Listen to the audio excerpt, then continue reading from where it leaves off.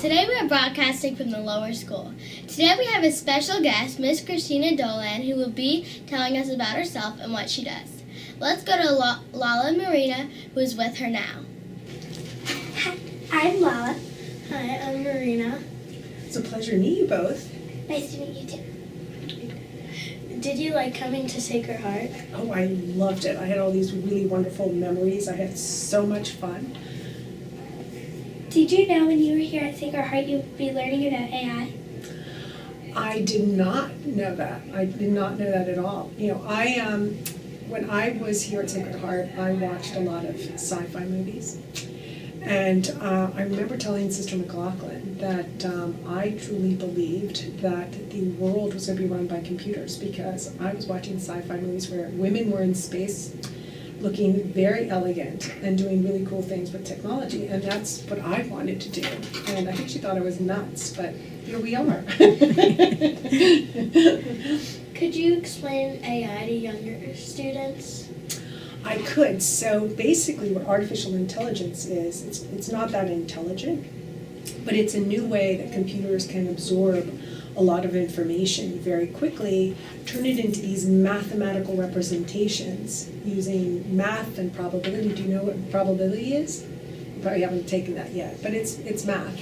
And using math as a way to calculate what the likelihood is of certain words being associated with a particular topic, and therefore it's able to create words, statements, even artwork. So it's a very cool technology that has been somewhat revolutionized by some innovations that have come out recently. Do you have any advice for lower school students who want to learn more about AI? So there are a lot of examples of AI that we use every day. So for example, do you ever use Google Translate to translate something? Yeah. That's artificial intelligence, right?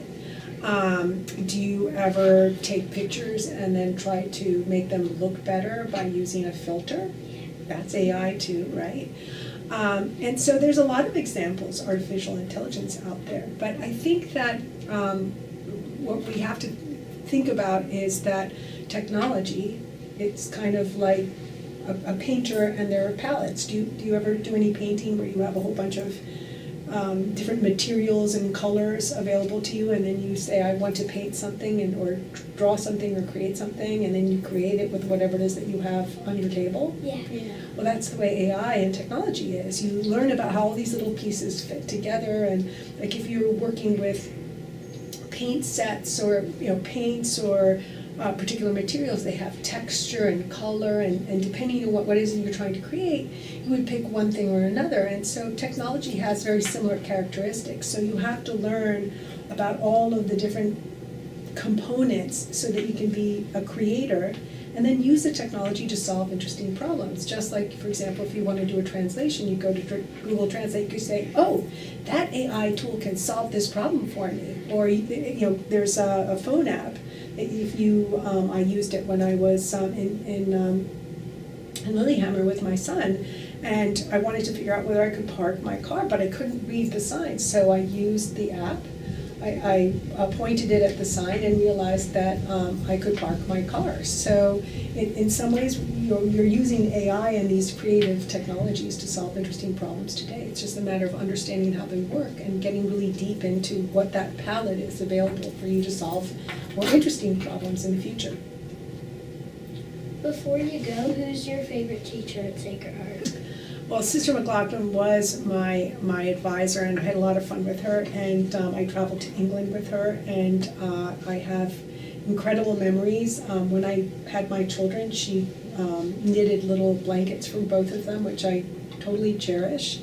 And then, I had a lot of really amazing teachers that were here, but she was my advisor, and she did a good job letting me become an engineer, so I'm forever grateful for all she did. And then another teacher I had too was Sister Kelleher, who taught me a lot about faith, which really helped me in my later years when I had things that I was trying to understand, and having my religion and my faith available to me really was very helpful.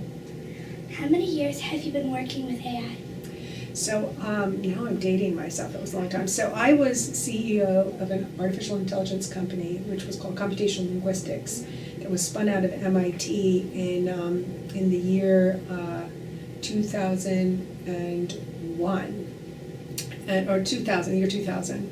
And it wasn't the type of AI that you use now, which is generative AI. It was computational linguistics, which is really about, it was a sort of a more focused, and it was one of these type of artificial intelligence models that you had to train. You had to spend a lot of time training it, and then it could do much more limited things than what you can see. So I've been involved with lots of disruptive technologies over the course of my entire career, and always at the very edge of how it's being used. Thank you. Thank you. It was so much fun, and I'm so happy to be back, and thank you for including me in your broadcast, for your interview. Thank you, Lala and Marina. That was fantastic. Artificial intelligence is so interesting. I can't wait to learn more. Thank you for listening. Have a great day. From our hearts to yours.